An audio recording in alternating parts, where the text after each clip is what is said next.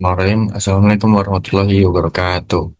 Perkenalkan nama saya Ahmad Awizal Farabi dengan NIM 43124010 308, dosen pengampu Bu Yenida Parmariza selaku dosen komunikasi bisnis. Di sini saya ingin mempresentasikan tentang komunikasi bisnis yang dengan materi kesenjangan akses pendidikan dan biaya kuliah bagi mahasiswa kurang mampu antara kualitas pendidikan dan beban ekonomi. Next, introduction.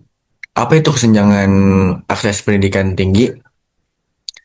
Kesenjangan akses pendidikan tinggi adalah kondisi ketika kesempatan untuk melanjutkan kuliah tidak merata karena dipengaruhi oleh faktor ekonomi, sosial, geografis.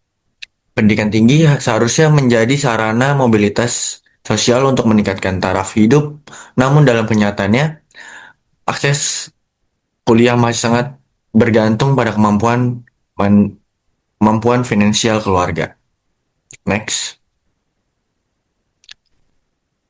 Mahasiswa dari keluarga yang kurang mampu sering menghadapi hambatan seperti biaya pendaftaran, UKT, dan biaya hidup, sehingga kualitas pendidikan yang diperoleh itu tidak hanya ditentukan oleh kemampuan akademik, tetapi juga kondisi ekonomi.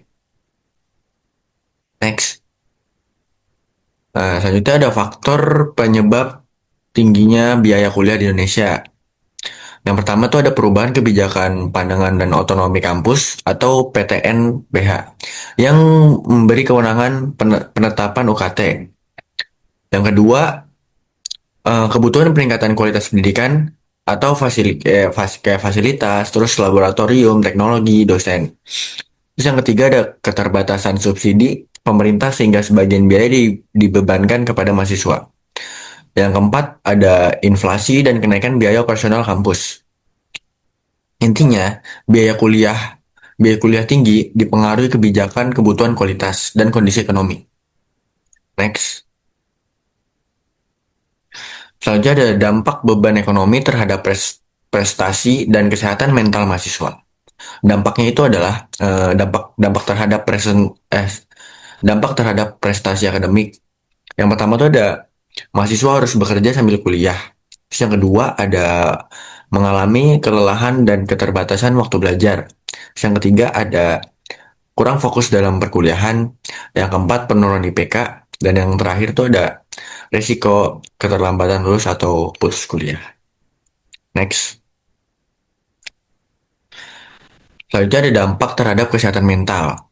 Yang pertama tuh ada tekanan membayar UKT dan biaya hidup. Terus yang kedua ada stres dan kecemasan. Yang ketiga ada risiko depresi dan burnout. Dan yang keempat itu takut menjadi beban keluarga. Next.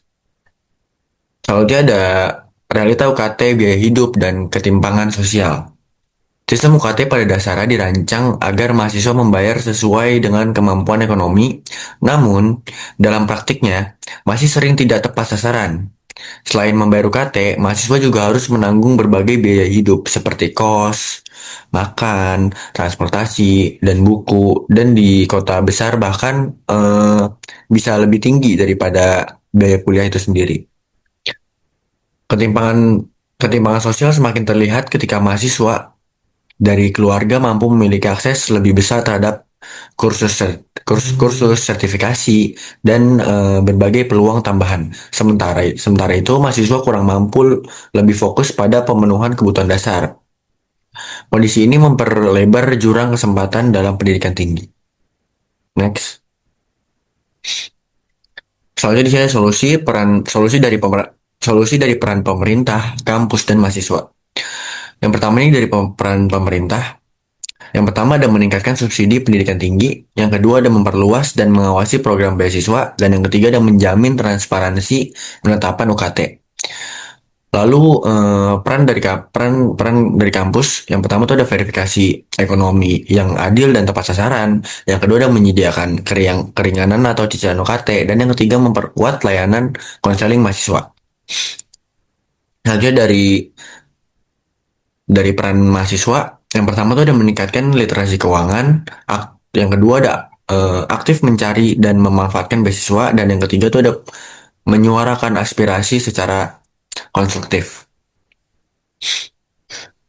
Jadi kesimpulannya itu, kesenjangan akses pendidikan tinggi masih terjadi karena tingginya biaya kuliah dan biaya hidup yang membebani mahasiswa kurang mampu. Dampaknya tidak hanya pada prestasi akademik, tetapi juga kesehatan mental dan ketimpangan sosial. Oleh karena itu, diperlukan kerjasama pemerintah, kampus, dan mahasiswa agar pendidikan tinggi dapat diakses secara adil dan merata. Baik, sekian dari Baik, sekian presentasi dari kami. Bila ada salah kata, mohon dimaafkan. Bila topik hidayah. Wassalamualaikum warahmatullahi wabarakatuh.